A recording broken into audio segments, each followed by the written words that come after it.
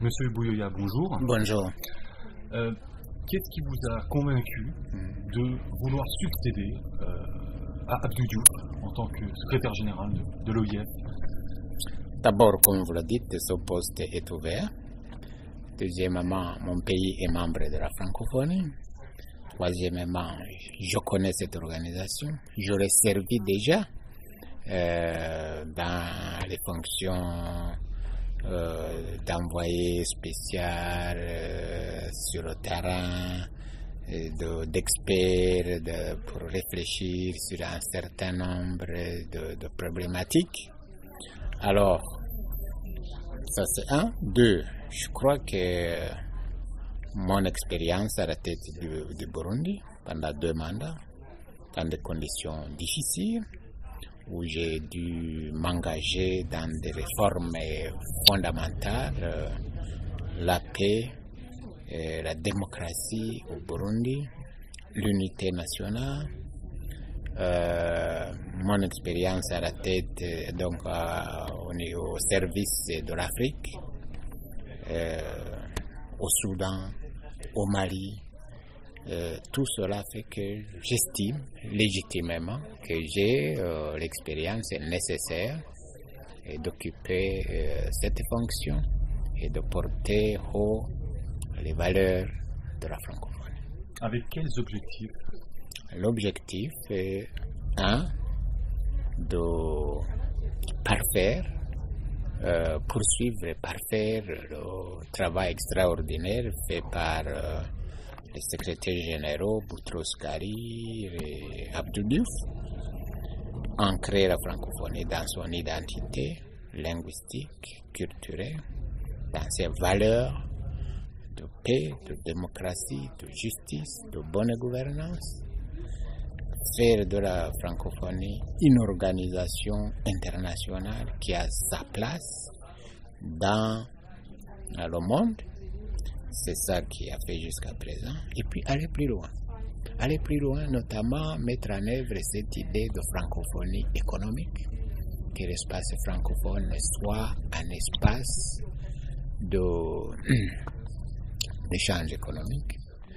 Alors, deuxièmement, aller plus loin dans l'exploitation des nouvelles technologies, de l'information et de la communication pour mieux faire ce que la francophonie faisait déjà, par exemple en termes d'éducation, d'enseignement, en termes d'échange culturel. Je crois que ces nouvelles réalités du monde nous donnent la possibilité de faire ce qu'on faisait mieux et d'aller plus loin dans les choses qu'on ne faisait pas jusqu'à présent. Alors, vous êtes originaire et vous avez conduit pendant de nombreuses années un pays comme le Burundi, qui aujourd'hui est à la frontière entre 2 mondes, l'espace francophone d'un côté, frontière avec le Congo, et de l'autre côté, l'espace anglophone, et notamment avec l'East African Community. Comment envisagez-vous les rapports à instaurer avec le monde anglophone et en particulier en Afrique? Je crois que c'est un bel exemple de ce qu'on appelle la diversité culturelle et le multilinguisme. D'abord, le fait que le Burundi se trouve à la frontière entre l'anglophonie et la francophonie, si vous voulez, démontre que l'introduction de l'anglais, qui est une exigence du monde actuel, n'est pas nécessairement un recul de la langue française.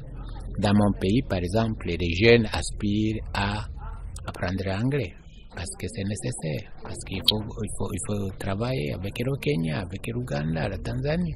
Mais personne ne peut dire que cela a débouché sur le recul du français.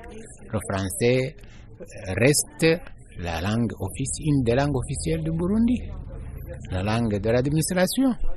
Alors, 2, et mieux encore, le fait qu'on appartient à la communauté des États de l'Afrique de l'Est, par exemple, fait qu'aujourd'hui nous avons pu imposer que le français soit une langue de travail dans cette communauté.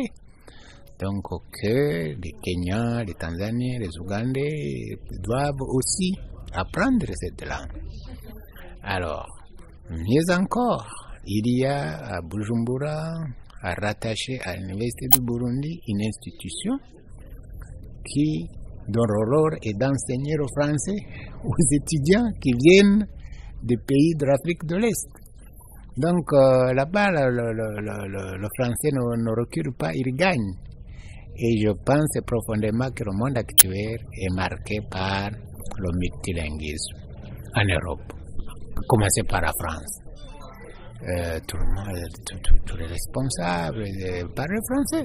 Ça ne veut pas dire que le français a reculé. Donc il ne faut pas avoir de complexe. Il faut plutôt, c'est la diversité qui marque le monde actuel et le monde de demain.